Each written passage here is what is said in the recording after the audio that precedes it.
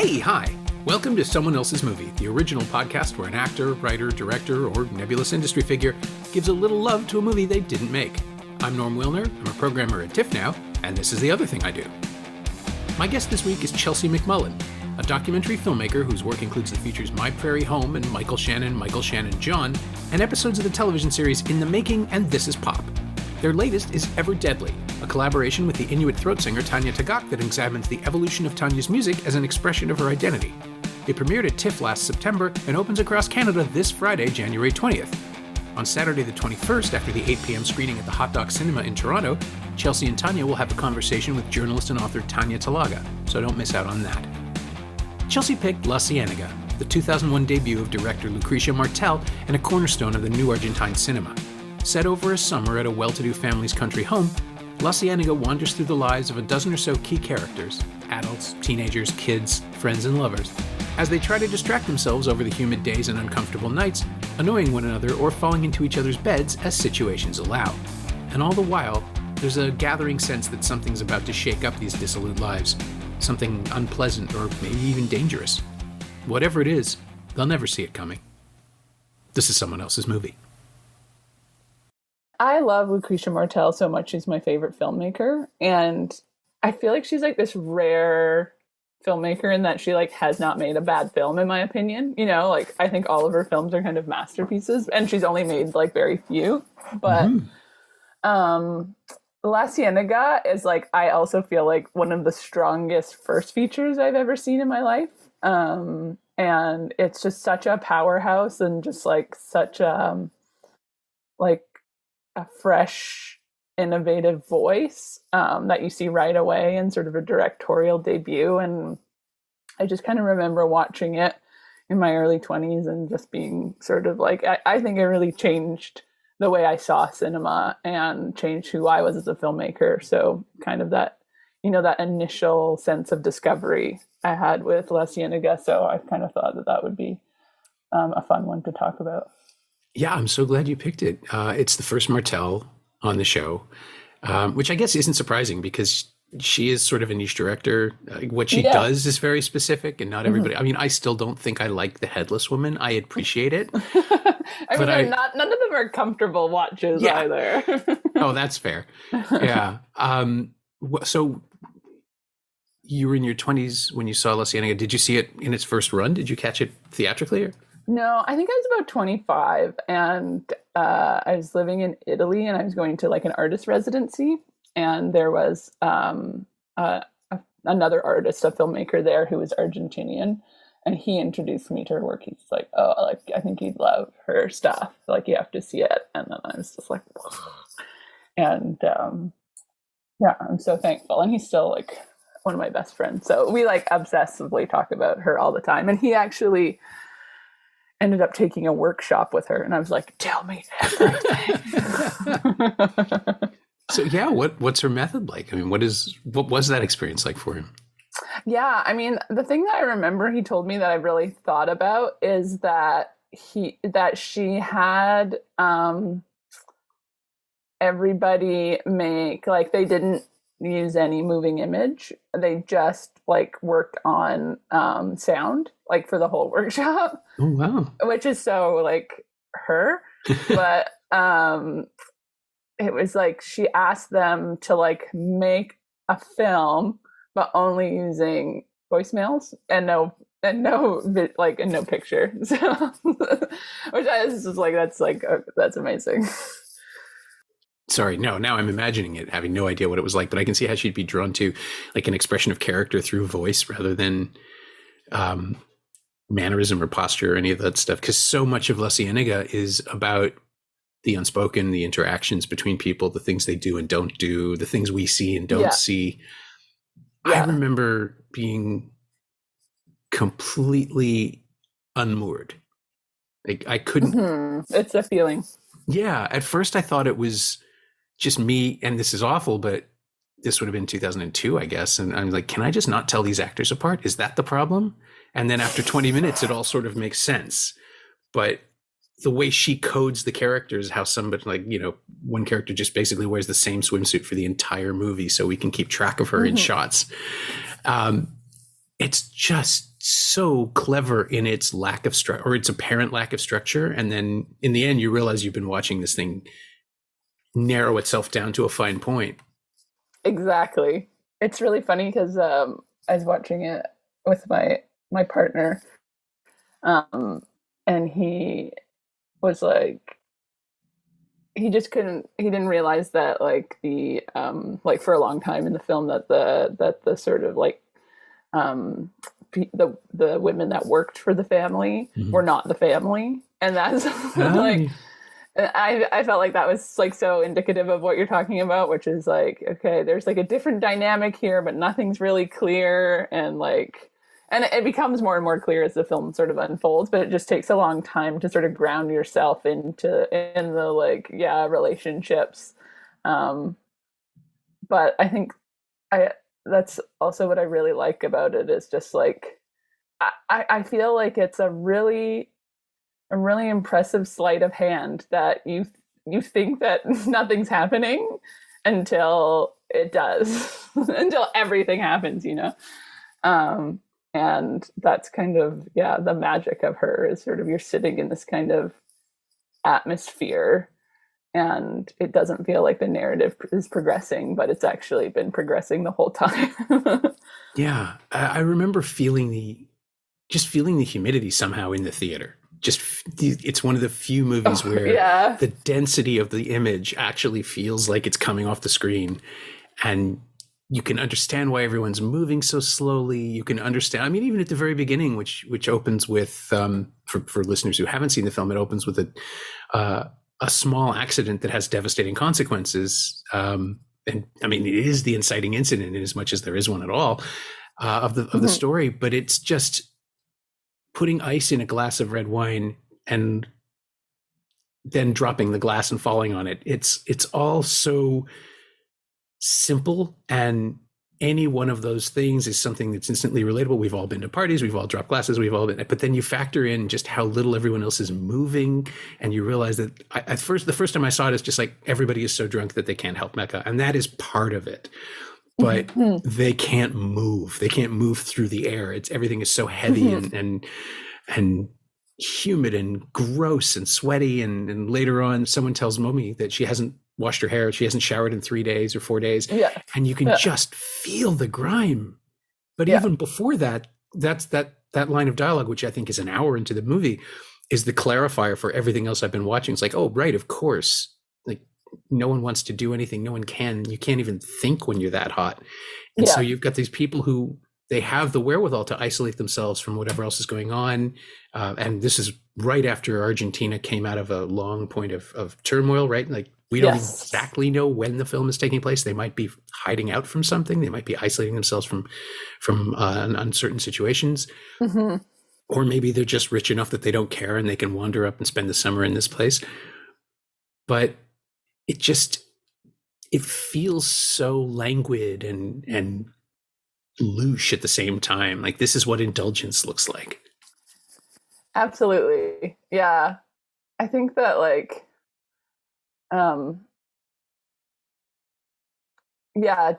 honestly, that like I think it's probably like the first 7 or 8 minutes of the film are like, honestly, it's just like a masterpiece. I've watched it over and over and over again. There's hardly any dialogue, and it's all told through sound. It's like the scraping chairs, the tinkling ice in the glass, the dogs barking, the storm sort of coming, the boys in the forest hunting, and it's all sort of coming together in a sort of sculptural sound like experience, and it's telling you everything, and it's kind of setting up the entire film in that like first 7 minutes. And but yeah, and also just the heat and just like the bodies, like as they're like, I remember they don't really show the faces as much of like the other people that are there. Torsos, like, lots of torsos. Yeah, there's these torsos like dragging the chairs, and it's always been like probably one of my favorite openings to a film I've ever seen. And it just so beautifully sets up everything you're going to see, and that atmosphere that you're talking about of just like the heat, and their bodies are all sort of like leathery, and it's so stunning. I could watch it again and again. It is so like it's a statement of purpose too. It's a declaration of intent. It's one of those films Absolutely. where her entire career can be seen in this movie because it's the world that she wants to deal with over and over and over again. And she's played with time, and she's made period pieces, and she's just sort of bent her own reality, but it's always about the same thing. It's always about it's entitlement and power and learned ignorance, right? Oh, I didn't know that was a problem. I had never seen this. I couldn't. This is not something I've ever had to deal with before. It's like, yeah, of course it isn't, but you never tried either. And all of her, there's this thing that I keep coming back to.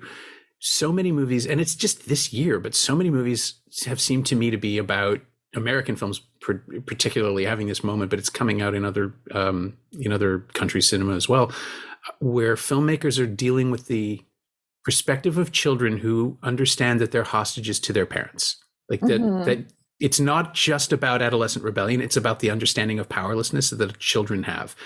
And I thought at first that it might be a pandemic thing, like a reaction to being told by the government that you can't go out and live your life. And so now suddenly people turn inwards and they're making these quasi-autobiographical scripts about kids feeling powerless. And maybe it is, but Martel's been doing it all along, with the added level of societal, the Catholic organization in Argentina around body, not shaming exactly, but body consciousness and refusing to let kids off the hook for kid behavior that Catholicism is particularly good at. Like the scene in the store where they get a friend to take a shirt off and try on a shirt. And there's this little moment of consciousness where the young women realize they have the power to do this to young men. Yeah.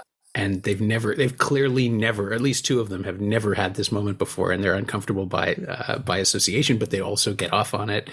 And that lens turning feels incredibly Catholic, but also it's every teenager ever who suddenly realize they have some kind of power over other people because of their bodies or because of their status that they've never understood. It's so acute and so sharp. And again, not a single line of dialogue about it. No one ever discusses it again. It's just this moment that Martel saw and remembered, or experienced and remembered, and wanted to put in this film, and puts it at exactly the right place. Totally. Yeah. That's such a loaded scene, and sort of like, race and class sort of play into it as well. You can kind of feel everything sort of, and sexuality, and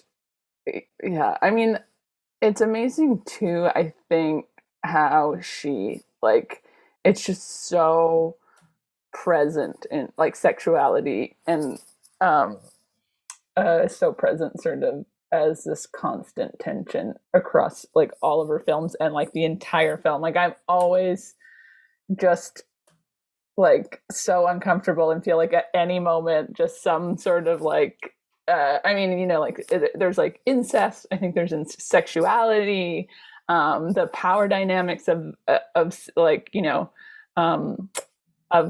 I think women sort of discovering, their bodies and their sexuality are sort of all really present.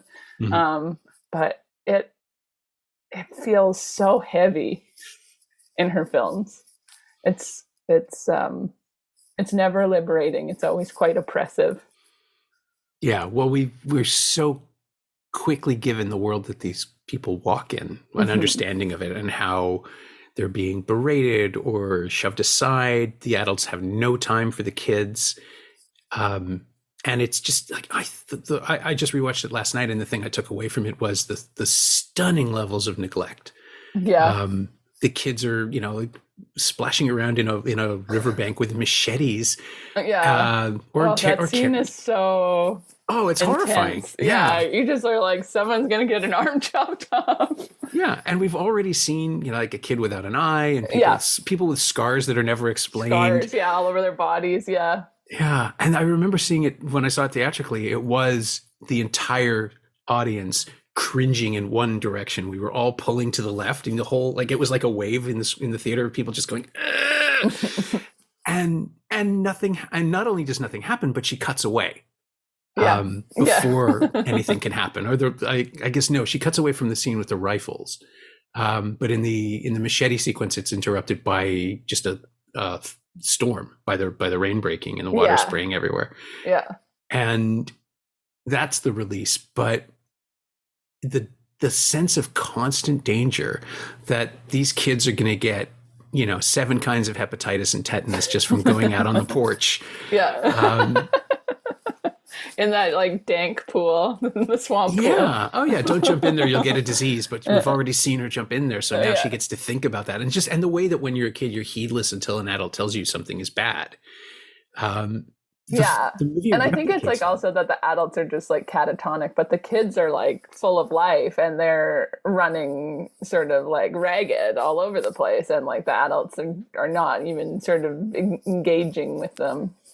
Yeah. They're just an annoyance. Yeah. They disrupt the siesta and they don't like that, but that's about it. That's the only time they'll get in the way. And when you need them, they're there to serve you, like drive Mecca to the hospital. And if you don't have a license, just tell them I told you it was okay, which again is like 2 levels of entitled and 2 levels of terrible. Yes, totally. Yeah, no, it's just like, again, without using dialogue necessarily or sort of directly using dialogue, it's just, she's just able to say so much and just be so sort of pointed in her criticism of, I think obviously Argentinian society, and I think where, the society in which she grew up, but I think obviously sort of it can extend beyond that too. Oh yeah. And I did notice last night, there is no exposition like at all. We never know where they've come from or who they are, what they do for a living. It's kind of blurry as to whose parents even. Like it's just, the kids are just around. Yeah. Or the relationships, like it's like the other woman that comes, I can't remember, Tito or Tali. Yeah. It's like, I can't, like, it's like, that's like her maybe cousin or like, I want to know. Yeah. And it doesn't matter because, when it's the thing that David Cronenberg's movies do that no one else has ever figured out, which is that when you've known someone long enough, you don't use their name. And so the artifice of cinema where you're just constantly saying, hey, Bob, remember when? And he's never bothered with it. I think The Fly is my favorite example because it's 25 minutes before anyone gives out a name. And they're just like, there's only 3 people in the movie. You don't need to know their names. You can recognize them. It's a visual medium.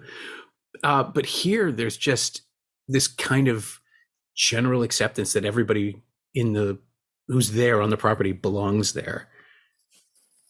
Which is fine because nobody's a threat to themselves. The threats are all internal. They're all doing this to themselves without any help from their friends or family.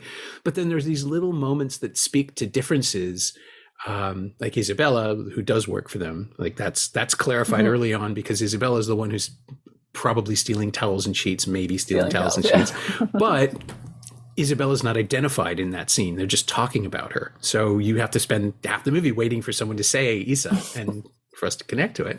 Yeah. And then there's that other moment where someone confronts a gate by just bringing a rock up and smashing a padlock and saying it's the same as it is everywhere. What does that mean? Like, when have you otherwise had to do this? It's fascinating because I love it. It just comes out of nowhere. But again, it gives you the feeling of being a kid and blundering into these situations that you don't understand and just, watching everything and taking it all in. I don't believe Lucrecia Martel has ever forgotten anything. Yeah. Yeah, and it all like interconnects. Like, I mean, I when you said that, it made me laugh. I love that line. And the other line I love is when she's like, like when she's talking about her son and she's like, I hope he doesn't lose his other eye. But at that point, we haven't seen him yet. Yeah. And it's such a strange line out of context, but you like trust. And then obviously it's all revealed later, but I just love that. I feel like it's such a master hand to be able to, resist telling us too much, like letting us like sort of get there. Yeah. But I also think it's interesting that you brought up Cronenberg, because I do really feel like what she does like most like incredibly with sound is like use it almost as genre, like as horror genre, for not a horror film. I mean, I think there is an argument, or a paper could be written that it is horror, but it's in there. Yeah, but like she uses sound to the same sort of effect, and I that's what I sort of love so much about her films. Yeah, this sense of constant gathering doom. And I think that's the reason I couldn't connect to The Headless Woman when I saw it. And I had such a weird experience. I saw it at Cannes. My only trip to Cannes was in 2008, and The Headless Woman was in the competition. And I saw it at, I'm going to say it was either the 8:30 or the 11 a.m. screening. It was one of the morning screenings, and I was in no space for it, for something that quiet and contemplative and eerie. And it just felt, I couldn't connect to it. And I've tried to watch it again, and I think my fundamental problem with it is just the fact that we see what she hits early on. And that's presented as objective reality. And so the rest of the movie is this fussiness. So either it's a Jacob's Ladder situation where she's dead and, she died in the crash, and we're just watching that play out for an hour and a half, or there's something else going on, which I'm not as interested in. And it's because of the way she uses sound design and music to make it feel like a horror film where, it never pays off. And I'd already, and at least, La Cienaga pays off. La Cienaga does have a cathartic ending. And very so I guess cathartic. And so sad and tragic. And I'm not going to discuss the specifics in case people listening really want to see it, but there is this casual happenstance, like after all of these moments of, you'll shoot your foot off, and all of our investment in these characters not hurting themselves, something happens, and it is simply it's the thesis of the entire film. It's what happens when the parents don't pay attention. But then there's a shot that is so heartbreaking and so simple, and it says everything. Yes. But it sends you out with feeling, and it's just so piercing and awful. That is something I guess I've been chasing in all of her subsequent films, because it feels like she understood the assignment, as the kids say. Like, she just gave you this movie, which is severe and devastating and gentle at the same time. And it feels for the kids, even though the adults in the movie don't. Like, her heart's bleeding for them, and it's just so powerful and impassioned. That it's never really left me. Yeah, it's a really brilliant ending, and that was sort of like the pilgrimage, and just sort of the revelation that nothing is there. Is a sort of devastating catharsis.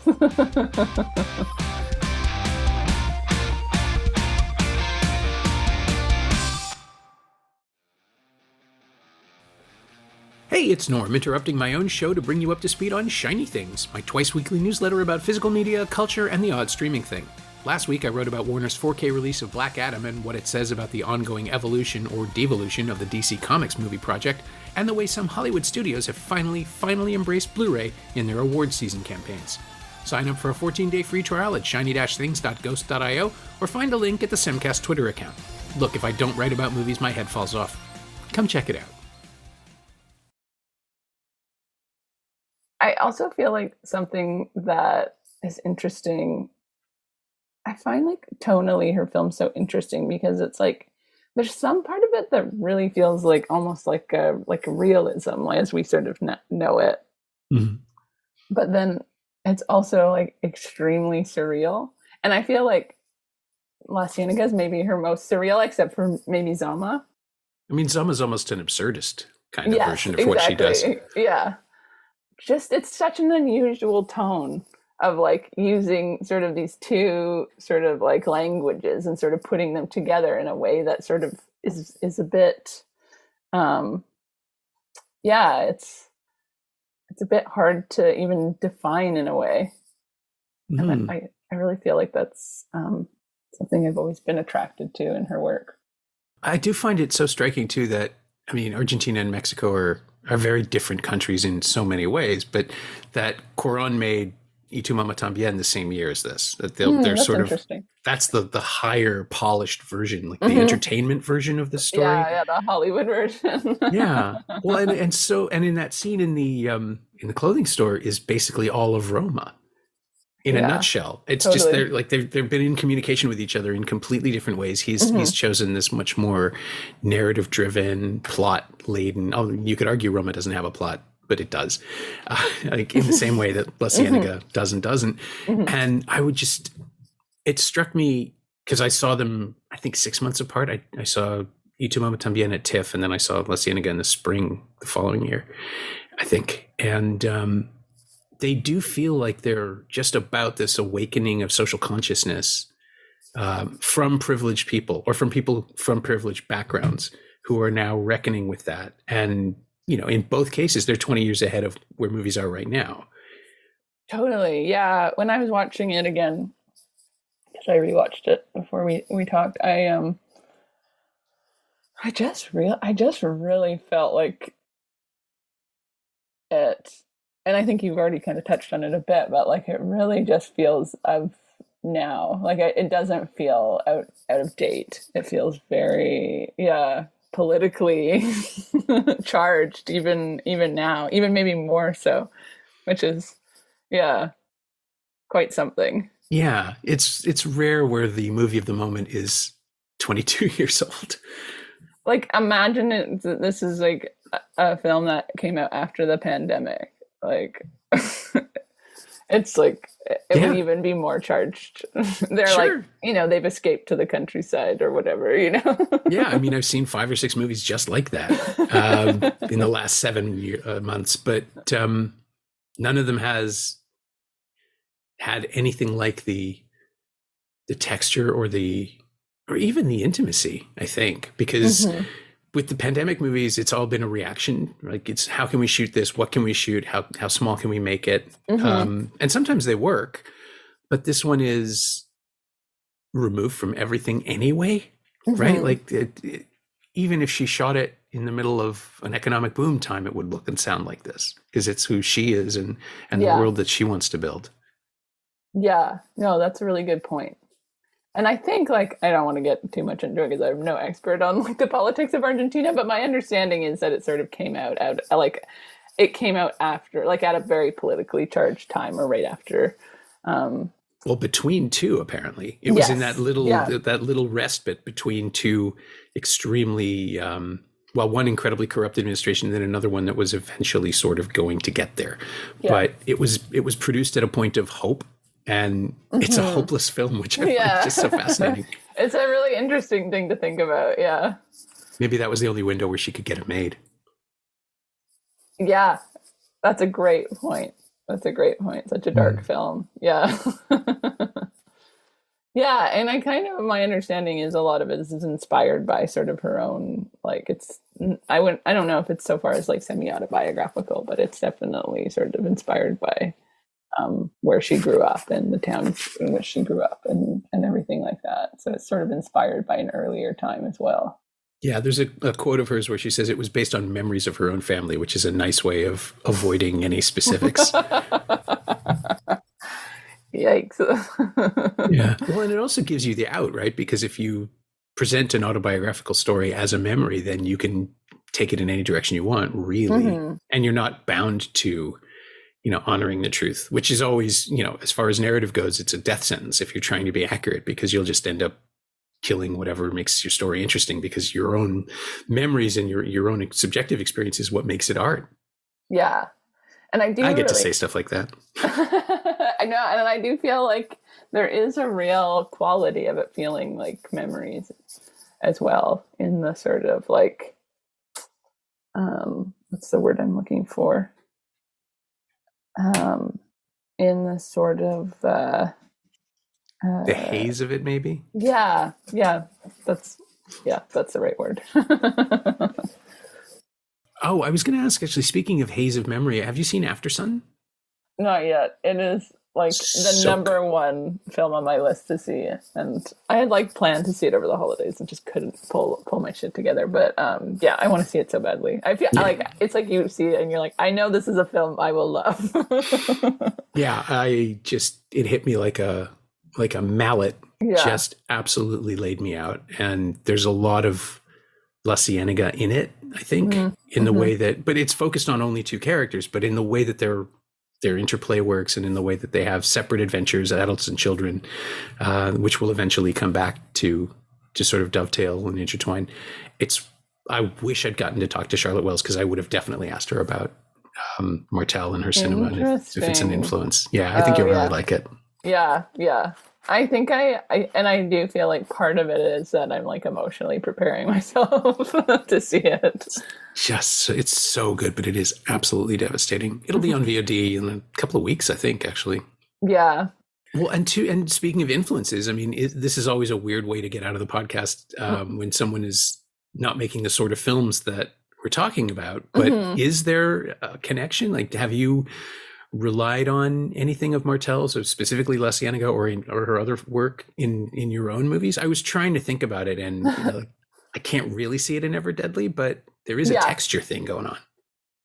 Yeah, I don't think there's like obvious connections, but I do feel like sound is really, really important, an atmosphere, like setting in an atmosphere that sort of, I feel like, kind of tells as much about sort of a character or a person as sort of just like, dialogue, or it's about sort of being in time and space. And like, I think that I'd say definitely the biggest influence is sound. And like, I'd read one time that she maps out kind of a soundscape script as well. Like with her scripts, there's also a sound script. And so I do that with my films too. I sort of, map out a sort of soundscape that I want to achieve in the film. And obviously Tanya's art and work is like the perfect, sort of departure point for like building a soundscape. Well, I was going to say, what she does is so distinctive and instantly recognizable. I heard a track of hers in a movie somewhere this year, and it's just like, oh, cool. Yeah. Someone else gets it. But to devote an entire film to it, and to sort of match, I mean, what you both do in the movie, to match her work, her sound with her life. And that's just not something I'd experienced in her work before, where you're sort of forced to confront where it comes from. Or not even confront's the wrong word, because that's not the kind of movie you've made, but you know what I mean, right? Like, it is simply laid bare in a way that it hasn't been for me previously. Yeah, for me, the film was about like showing the work itself, like in its kind of entirety and its sort of full form, as a sort of a document of her. Like, what I was trying to get at was like,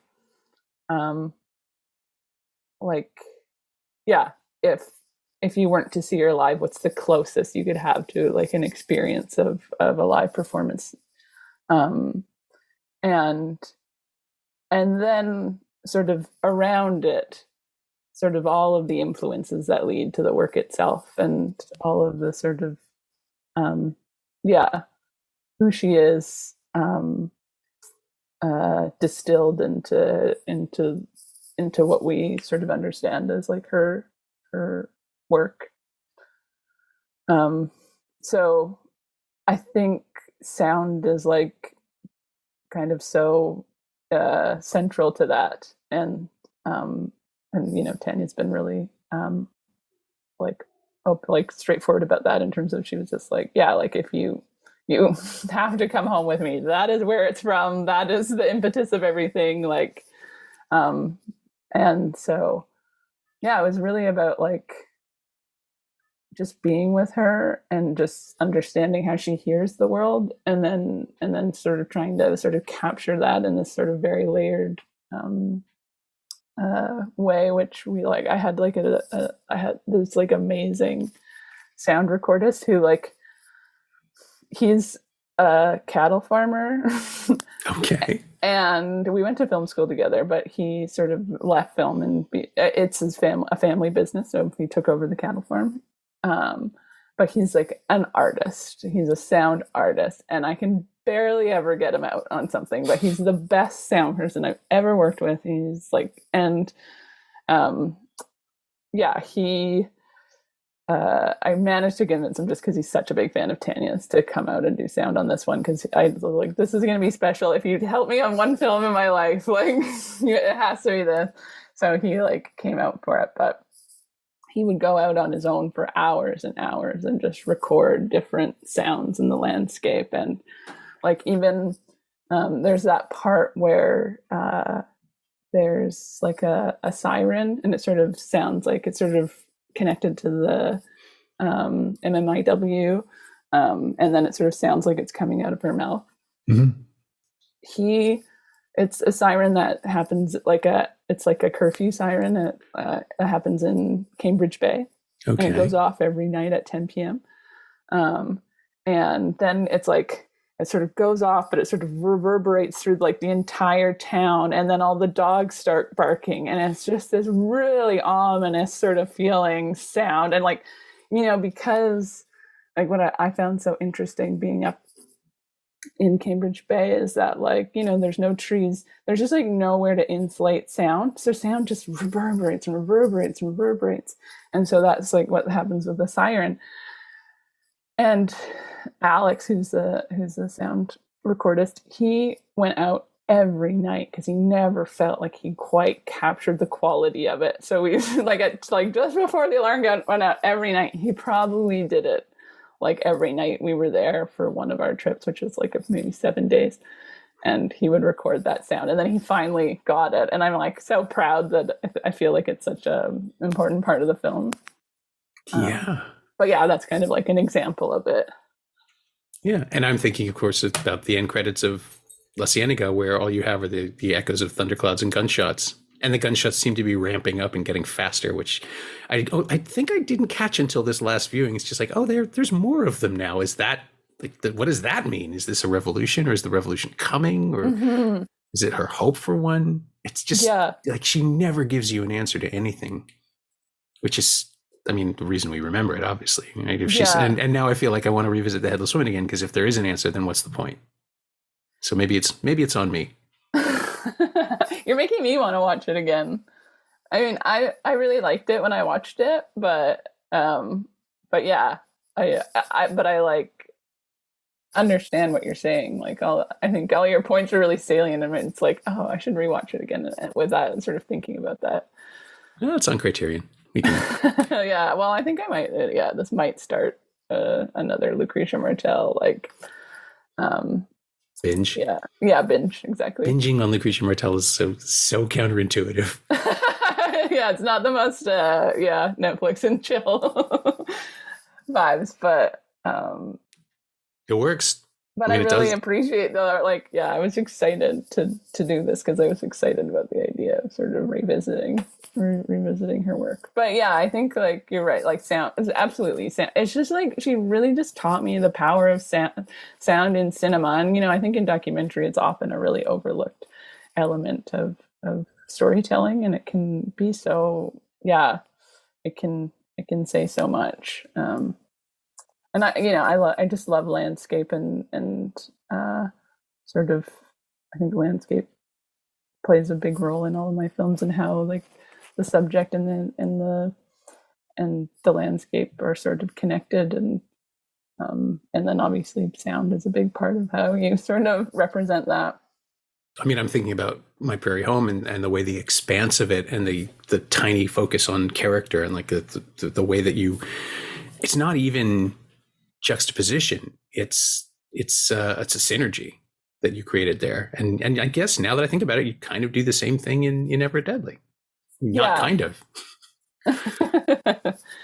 Yeah, definitely. And it's interesting that you say that, because I watched La Cienaga right before I made My Prairie Home. So it was definitely even more present for me in making that. And similarly, and it was actually Ray who was, mostly because we like didn't have any money, but like Ray who was recording all the sound as we went of the prairies. Yeah, so definitely like I really see those like My Prairie Home and like there's a connection too, because Ray and Tanya and I are all really good friends. So I really feel that those films are sort of like a pair. I can't believe it didn't occur to me before. Well, and Tanya had seen My Prairie Home and really liked it, and this her and Ray had toured a lot when they were young, so yeah, it's kind of just like an interesting synergy of the three of us. We're very good friends and love each other very much. Have you shown them La Cienaga the way that someone did for you? You know what? I don't think I have, and I should. I think they both really like it. Yeah, set up a watch party. It can't be that hard these days.